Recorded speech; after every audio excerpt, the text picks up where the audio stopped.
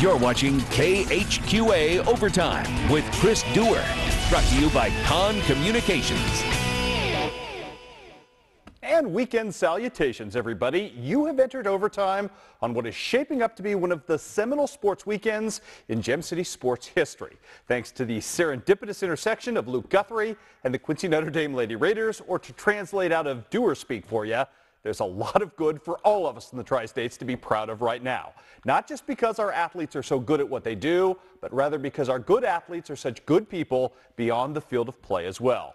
Now we'll pick up where Ross Green left off with the big Quincy stories in much greater depth in a little bit later in this show, including a play-by-play march through this historic weekend for the Lady Raider dynasty. That's coming up in about 6 minutes. But let me first of all do this. Let's roll call the remaining basketball state title hopefuls. We had a trio of teams still fighting for their dream shots in the Show Me State today, all of them with enormous hurdles to overcome simply to book passage to Mizzou Arena and the Final Four. On paper, the Canton Tigers would seem to be the area's best bet to hoist championship gold, but fate and/or geography conspired to deal them the most daunting obstacle of all as well, top-ranked Salisbury. How good were these two teams coming in today? 55-2 combined record between Andy Anderson's crew and Coach Wyatt's crew. Early on, though, Canton got off to the good start. They would strike first. Tyler Neiman, the laser pass inside to Gabe McKenzie. How's this for an answer? Austin Wyatt, are you kidding me? Off the inbounds pass, that dunk was ridiculous. And all of a sudden, things were about to get weird for Canton in a hurry, trying to answer back in this ball game. Oh, nice take right there. Beautiful stuff right there by Brandon Bearhorse. But his team couldn't answer every bell. This is Brady Francis from the outside draining the triple to start off a nice run. In fact, an impactful run as Luke Springer adds to it. And all of a sudden, Canton was down 13 points before you could blink. The Tigers going to miss right here. Tyler Neiman with the tip-in right there. Canton couldn't hit the broadside of a barred offensively in the first quarter. All of their buckets seemed to come off of offensive rebounds. Defensive rebounding didn't go so well either. Great steal right here by Brady Francis at the other end. And the and one to finish. This game was turning into a rout very quickly. Canton trying desperately to make anything happen offensively to start off the second half, and in a fortuitous take right here by Brandon Bearhorse. Kind of got things going a little bit, but just not nearly enough. Austin Wyatt, strong take to the rim. He'd hold up Austin Hoeing afterward. That kind of day. Here comes Gabe McKenzie trying to answer back for the Canton Tigers. He gets the bucket, the Band-Aid, and the three-point play, but just way too much of Salisbury. Their length, their athleticism, and the slam dunks of this guy, Austin Wyatt, just sealed the deal on this one. Canton, a really good top three team in the state. They got doubled up today by Salisbury, a team who was, for much of this season, the #1 team in the state. They looked every bit of that in advancing to the Final Four today, 68-34. Great season for Andy Anderson and company. Comes crashing to an end today at Moberly Area Community College. In Class 1, Marian County trying to get back, get a little redemption today against Meadville. This was a game that was more of a battle of attrition today. Not a lot of offense. Both teams fighting hard at Pershing Arena. How about Clay Pollard? The great take right there. Bucket, Band-Aid, and three-point play. More to come right here. Luke Stratton would miss the difficult layup, but there's Clay Pollard again doing what he does, cleaning up messes. Good stuff for him. And then from the outside, Logan Krigbaum going to come wide open right here. Knock down the jumper. Mustangs fighting hard. They would have a lead by 1 at this point. The Eagles, though, fighting back in this one. TJ Schmitz, he's good from long range and from distance. He gives his team back the lead. The Mustangs trying to answer. Logan Krigbaum creating for himself right here. The jump shot is good as he spaces and gets that to fall. More from the Mustangs. They're going to go inside to Mr. Pollard. The drop step move is effective and good. This kid is good around the bucket as anybody, and he draws the foul on top of that. The Mustangs still fighting in this game. Down 2 at this point. Kason Spratt brings it in, passes it to Mr. Pollard for the finish, plus the foul as well. I told you the offense was sort of sporadic for both teams in this one. Some great plays, but nobody could seem to string them together. And when the Mustangs got down by as many as 6, they could just never seem to climb back over the margin and get back into this game to have a chance to win it. Unfortunately, Marion County's fine season comes to an end as they lose to Meadville in a tight squeaker, 42-35. Great season for Ryan Wood and company, but unfortunately it too comes to an end, which leaves us with one more hopeful on the girls' side, Class 3. Chris Parsons, Palmyra Lady Panthers, down 5-3 early against North Tech. But the fans fired up, hoping to see something good, and they would. It's a 7-0 run, and it starts with Katie Hinkle. Nobody's going to guard her. She'll pull up outside, drain the triple, and look really good doing it. Then Alexis Van Nostrand about to make her team really comfortable in this one, giving them the bucket right here on the take from the wing. Nobody's going to stop her. Her team up 3 at this point after trailing early. Gumby enjoying it. Oh my goodness, gum stick down, gum stick down. Palmyra still fighting. Katie Hinkle, yet again, going to come open and do her thing from the top of the three-point arc. That's a triple as well. And then Megan Hooper going to add to it. Palmyra had the lead at the half. Unfortunately for the Lady Panthers, we had controversy at the end of this game. 53 all. All of a sudden, North Tech takes a 55-53 lead with 5 seconds left. Palmyra, multiple chances to hit a game-tying bucket. In fact, they would do so. Unfortunately, it would be waved off due to the fact that the officials thought the time clock had sounded. Most of the people there, at least Palmyra fans, the radio announcers, whatnot, thought the shot was off in time. Of course, at the high school level, you can't review that like you can in the NBA. So Palmyra's season comes crashing to a halt by 2 points in a game they appeared to have tied up and had forced to overtime, but it's not going to happen. Palmyra loses to North Tech 55-53, so our Missouri basketball season has unfortunately come crashing to a halt. Great seasons by all 3 teams, but again, we'll have no representation at Mizzou Arena and the Hearn Center coming up this weekend, which is kind of a shame, given all that the great efforts that those Missouri teams had come together. I know the Palmyra girls, what a turnaround for them after a lackluster first half of the season since January. They've been as good as anybody, so great season by all, but unfortunately, again, it has come crashing to a halt. And in our avalanche of basketball playoff fun, it dawns on me now that we flipped the calendar to true March and are descending into true hardwood madness, which means we have one last Con Communication Connection nominee for the month of February, likely our last basketball one for the season, to bring you before the voting starts this week. For those unfamiliar with the process, we put up a month's worth of outstanding sports couplings for your perusal, and when the calendar turns as it has, you get a chance to vote for the best of the lot. And as an incentive to vote, anyone who participates in the process becomes eligible to win a fabulous prize package from Con Communication. Easy pick this week, although we did have some interesting buzzer beaters and some good stuff. But how about Unity's Reed Benzinger from 3/4 court? Are you kidding me last night? In the Unity Mustangs sectional championship loss to arch rival Payson. This, my friends, at the end of the first half, though, just a momentum builder and a fantastic shot. By the way, for those of you who may not remember, a season ago at the KHQA Subway Superfan Shootout, Reed Benzinger would complete the entire shootout from half court, from everything, to win a prize package of his own.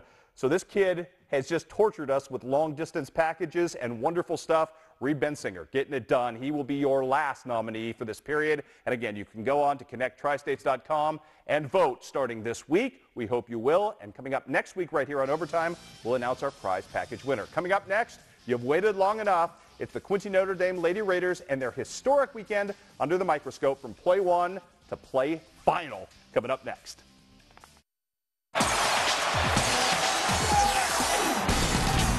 You're watching KHQA Overtime with Chris Dewar. Brought to you by Con Communications. With each next victory comes more and more history. That is the rarefied air in which the Quincy Notre Dame Lady Raider basketball program now finds itself. But with consecutive victory number 53 today, even by Q&D's already lofty basketball standards, the Lady Raiders have outdone themselves. Three-peat dynasty, an unprecedented back-to-back run in 2 different classes. You've got it all. A job well done, ladies. And with that, we take you back now through a weekend that may well rank as one of the best in Gem City basketball history. No small feat, mind you, but also in all-time IHSA girls basketball annals as well. And we start with step 1 on Friday. It wasn't the team with a boxing pumpkin for a makeshift mascot that did most of the pregame talking, but rather the underdog Morton Potters. As Coach Bob Becker told the Pekin Times, his team wasn't afraid of Q&D and that all their state championships and winning streaks, quote, won't mean a thing during the 32 minutes we play them. But it was the adage of another tough talker, Mike Tyson, that would ring true here. Everyone has a plan until they get punched in the mouth. And Q&D threw its haymakers immediately. First a Kristen Gangenbacher 3, then a pair of trademark defensive gems from Jordan Fricks. The first leading to her own bucket, the second here on the run out to Cassidy Gangenbacher. In fact, Q&D's lead would balloon to 14-0 before the Potters even scored their first points, and it would be a 24-5 margin at the end of the first 8 minutes. And Quincy Notre Dame would just continue to feast, turning Morton turnovers into 31 total points for the game. By halftime, Quincy Notre Dame's lead had doubled up on the Potters at 36-18, and the game was essentially over, leaving time for the Raider faithful to comfortably Harlem Shake.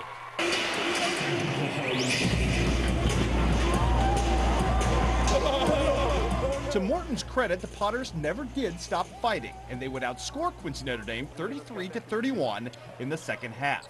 Small consolation, however, as the damage had already been too powerfully done, with 4 Lady Raiders reaching double figures in scoring and helping Q&D to an ultimate 67-51 victory and a berth in the program's 4th straight state title game.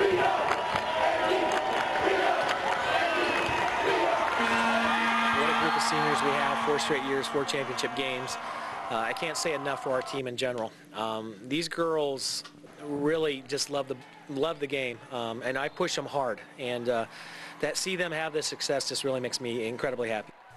Which brings us now, Paul Harvey style, to Ross Green and the rest of the Raiders story.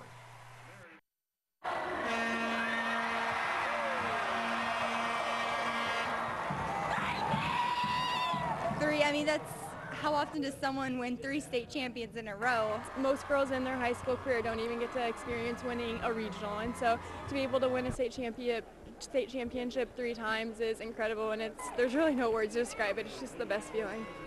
What does 3 mean to you? It's certainly very special. It came to grips to me when Cassidy and Jordan came off the court for the last time how amazing run they've had. It's amazing. I don't have any words to explain. I mean, this is just an awesome feeling, and it's just a great accomplishment as a team, and I'm just glad to be here and enjoy it with my team, and we just made some awesome memories, and I will never forget it. I mean, it's awesome. We worked so hard for this, and people doubted us, and we wanted to prove them wrong, and I think our hard work really paid off.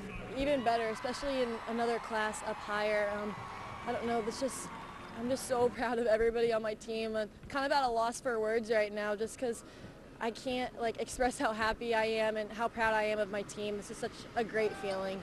Saturday's 62-45 victory was the end of an undefeated road filled with challenges. Class 3A took its best shots at Quincy Notre Dame, but once again, the Lady Raiders were up to the task. If the rest of the state didn't recognize what they were capable of before today, they do now. Obviously, playing 3A ball, we had to come every day to play hard.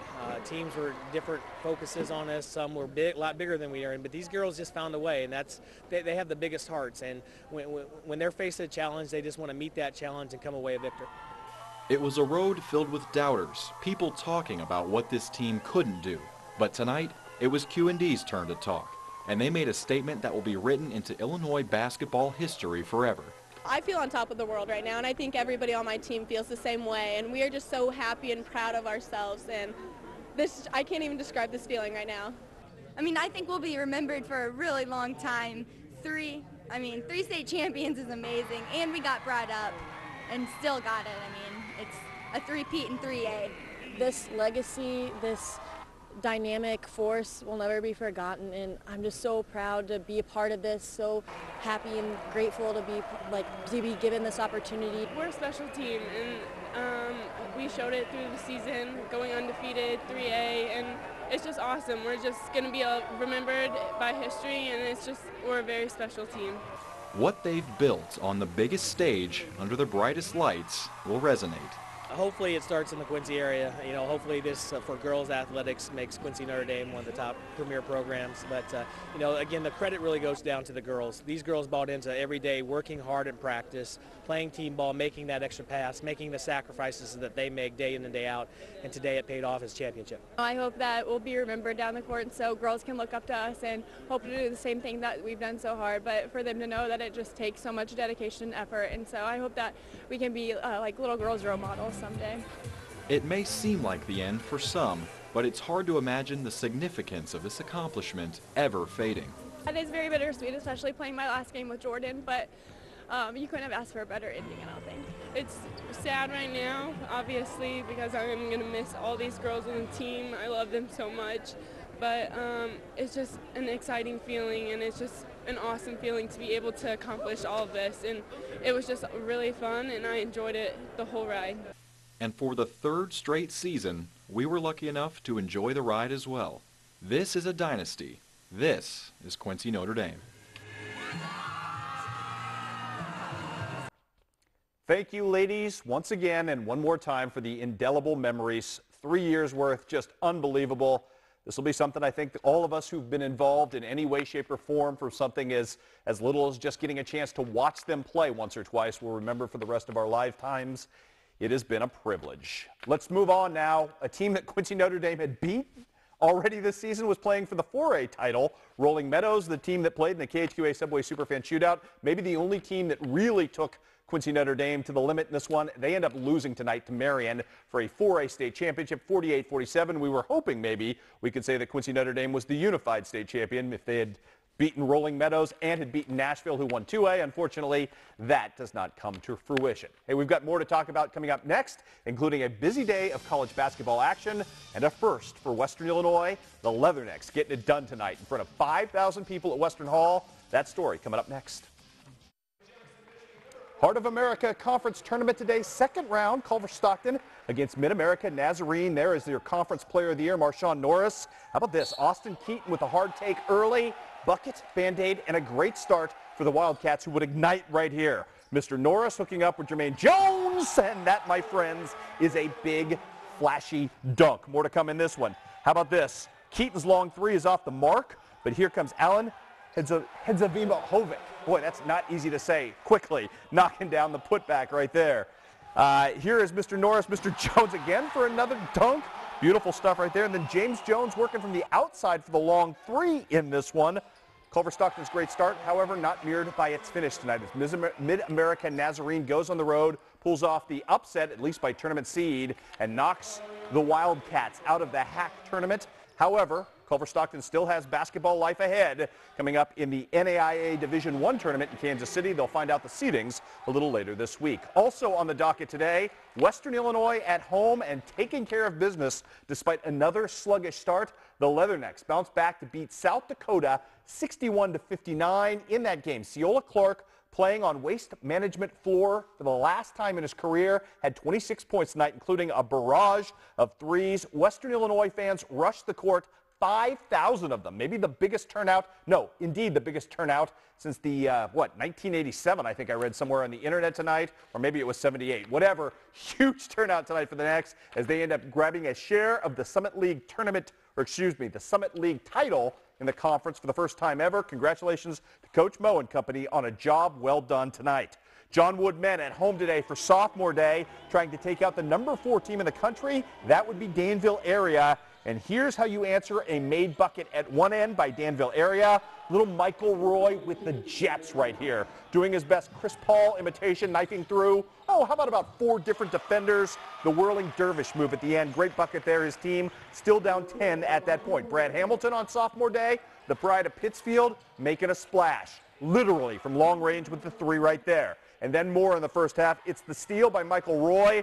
And how about a little pitch and catch action to Mr. Brad Hamilton, and a little catch and release action from the former Pittsfield Sockeye star. Still, the lead in the first half belonged to Danville area. Second half, though, how about the Blazers coming alive? James Lane with a knockdown jumper. More from Lane right here. Another knockdown jumper. He had himself 18 points, 15 rebounds on the day. And more of the pitch and catch action. Again, it's Roy and Hamilton. Brad Hamilton with 14 points on the day. Unfortunately, John Wood, despite all the heroics, including some more for Mr. Roy right here, couldn't get the job done today. They fall just short of the upset. 57-52 was your final. Women's college basketball today. Western Illinois, a winner at home over Oakland, 64-53. It was also sophomore day for the John Wood women. They were taking on Danville area. And Kyle Bent, the Camp Point Central product, doing a good job with his team.